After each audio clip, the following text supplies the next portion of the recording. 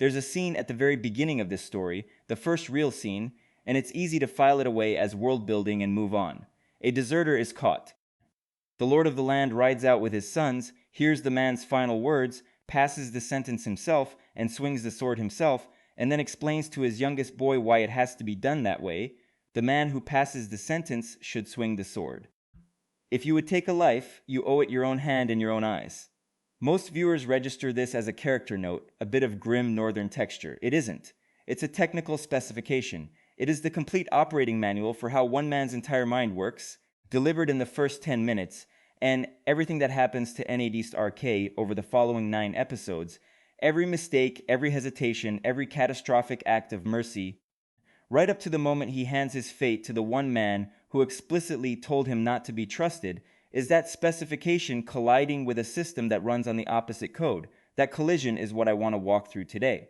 Not the story of anyone diste RK, you know the story, but the mechanics of the failure. Because the common reading, the one you'll hear everywhere, is that Ned was too honorable and too naive for King's Landing, a good man among snakes.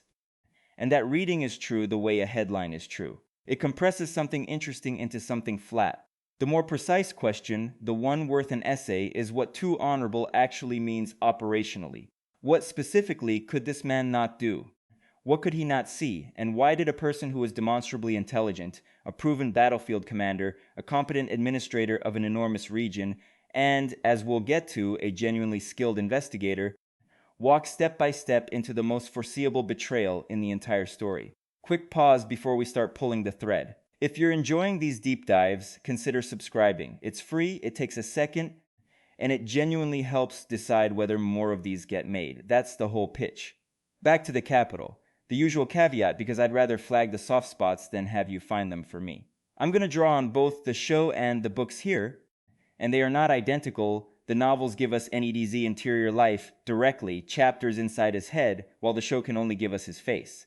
Where the two versions diverge, or where the books add texture the screen couldn't carry, I'll say so. And this is, as always, an interpretation, one reading of the pattern, not a verdict handed down from somewhere official. The shape is what I want you to see. So let's establish the ground floor, the system N1D came from, because his failure makes no sense until you understand what his success looked like. The North, as a political environment, is what you might call a high-trust system. It's enormous, sparse, poor by Southern standards, and dangerous. And in an environment like that, trust isn't a virtue, it's infrastructure. When the winters can kill entire holdfasts, a lord's word has to be load-bearing, because there's no surplus wealth to paper over betrayals and no standing bureaucracy to enforce agreements. Reputation is the currency, continuity is the strategy, and the execution scene encodes the whole philosophy. Authority and consequence are welded together in a single person. You judge, you act, you own it. Words in this system are commitments. They bear weight, load them, and they hold. Now put that machine on the King's Row 1D and send it south, because King's Landing is not a low-trust version of the same system. It is a different system entirely, and this distinction is the spine of the whole essay.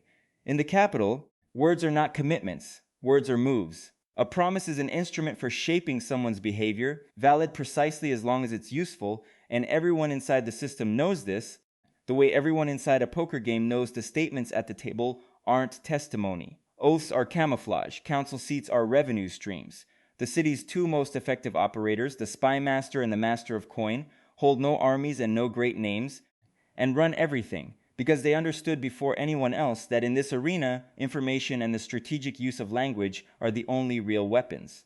Ned walks into that arena reading every word spoken to him as if it were load-bearing, and loading his own words the same way, and the tragedy is already fully formed in that single incompatibility. He isn't a bad player of the game. He is running software that cannot parse the game's most basic instruction. Here's the first breadcrumb, and it's one the show compresses. Ned did not want any of this, and he didn't go south for power. In the books, it's sharper still. He goes because his oldest friend asks, because duty commands, and crucially, because a letter arrives claiming the previous hand, Jeja N. Aaron, the man who raised Ned like a father, was murdered. Ned rides south as a grieving man conducting an investigation into a city he openly despises, holding an office he never sought. Mark that, because it matters for everything after. He isn't a fool wandering into a trap. He's a detective walking into a crime scene where the local law is written in a language he doesn't speak. And here's the second breadcrumb, the one that the lazy reading of NEAD steamrolls right over. As a detective, he's genuinely good. Follow what he actually accomplishes in a matter of weeks in hostile territory with no network of his own. He picks up Jan Aaron's trail, retraces the dead man's steps, finds the armorer's shop, finds the king's bastard, pulls the same genealogy book Aaron was reading, and cracks the exact secret that got his predecessor killed. The queen's children are not the king's. The seed is strong. In the books, you're inside his head as he assembles it, and the reasoning is careful, methodical, correct. Sit with that, because it detonates the Ned was stupid reading completely. Ned solves the mystery faster than almost anyone in the city thought possible. The failure that follows is not a failure of intelligence. It is a failure of translation. He obtains the most valuable and most dangerous piece of information in the Seven Kingdoms, and then he fundamentally does not understand what such an object is, what it weighs, or how it must be handled. In the North, truth is a verdict. You find it, you declare it, and reality reorganizes around it.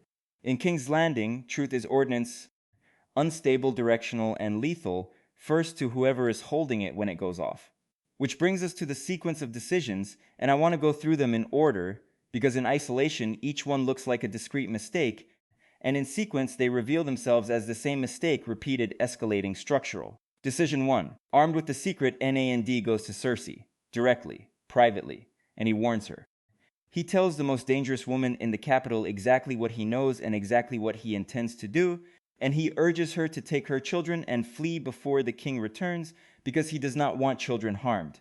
The show plays it in a garden.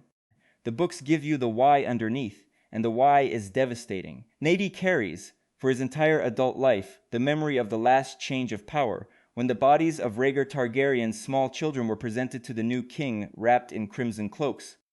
And Robert looked at murdered children and called them dragon spawn. Ned's mercy in that garden is not softness. It is a principle with a scar behind it. And it is also, operationally, the act of handing your loaded weapon to your opponent, muzzle first, with a courteous explanation of when you plan to fire. Cersei does not experience the warning as mercy. She experiences it as a deadline, and she beats it. Decision 2. The king is dying, gored on a hunt that is no coincidence, and the window is open for exactly one night. Renly comes to Ned in the dark with 100 swords and an offer: seize the queen's children now, tonight hold them, and control the succession before the queen can move. It is ruthless, it is illegal, and it would have worked. Ned refuses, and look at the shape of the refusal. He will not dishonor Robert's final hours with treachery, and he will not make war on children. The same clause, again the same scar. The specification holds. The window closes. Decision 3, and now the pattern is undeniable. Littlefinger, of all people, lays out the pragmatic path: proclaim Joffrey, hold the realm together, rule as regent, and deal with the truth of the succession later from a position of power. Every counselor Ned has in effect is telling him the same thing in different dialects: take power first, be righteous second. And Ned refuses again, because to him the sequence is not negotiable. Legitimacy precedes power. That is the entire architecture of his mind. He writes his case down, he seals it, and he prepares to declare the truth in open court, before the throne, as if King's Landing were a northern hall where a lord's stated verdict reorganizes reality. He brings a verdict to a knife fight. Now, a brief tangent, because there's a detail from the books that turns this from a portrait of rigidity into something much more painful, and it's the detail I think about most. Enediste Arche could deceive. He was, in fact, one of the most successful liars in Westeros.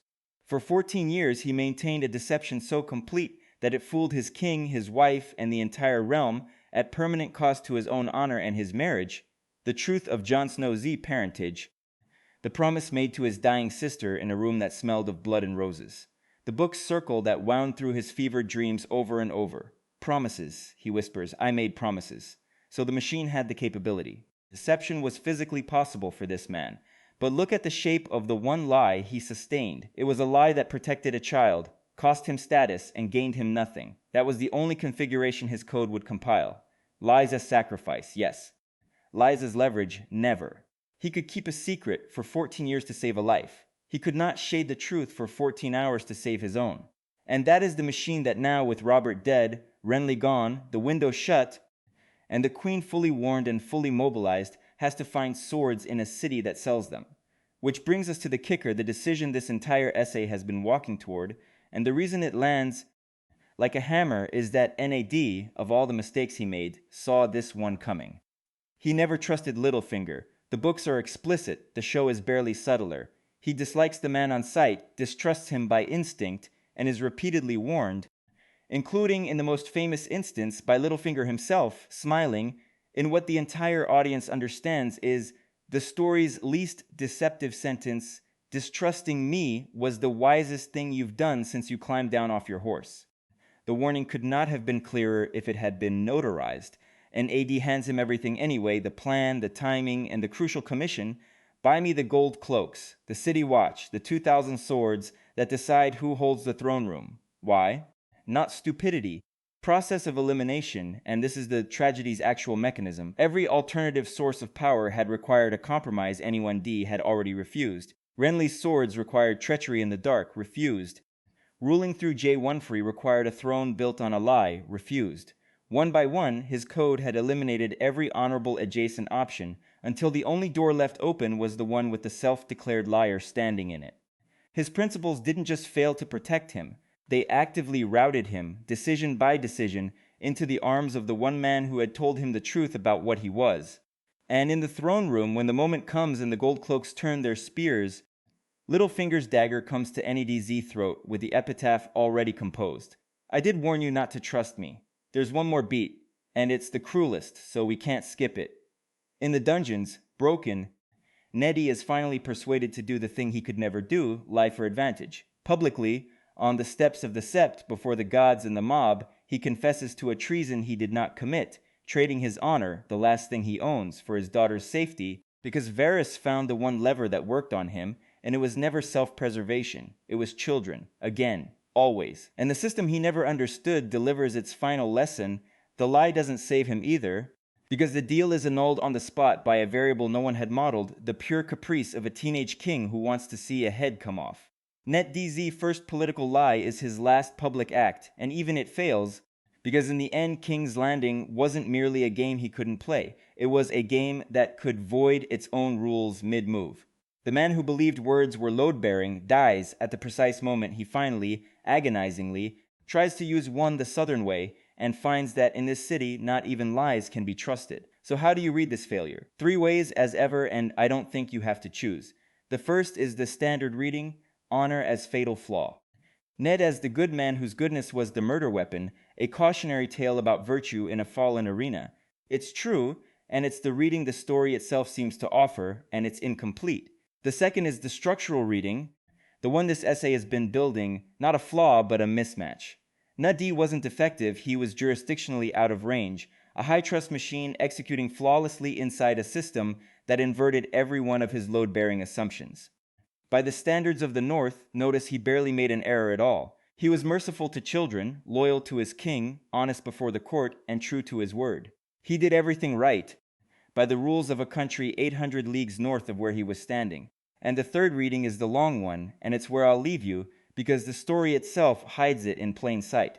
On the timescale of a single season, NA1DZ code was annihilated, the pragmatist took the board, but run the clock forward. The men who outplayed him, the smiler with the dagger and all the rest, die scheming one by one, and most of them die alone. And the children raised inside NE1DZ specification taught that the man who passes the sentence swings the sword, that words bear weight, that you protect the small. Those children are, at the end of all things, the ones left holding the map. The code that couldn't survive a single season in King's Landing conquered the story's entire horizon, which suggests the real moral was never that honor is weakness. It's that honor is a long position in a market that punishes it brutally in the short term, and Egiste Arcae's tragedy is simply that he was forced to settle the account at the worst possible moment, in the worst possible city, with the one broker who had honestly told him the price. That's the trail. A specification declared in the first 10 minutes, executed without deviation for 9 episodes, and terminated by the only man in the capital who never once lied to him. Take care of yourselves out there.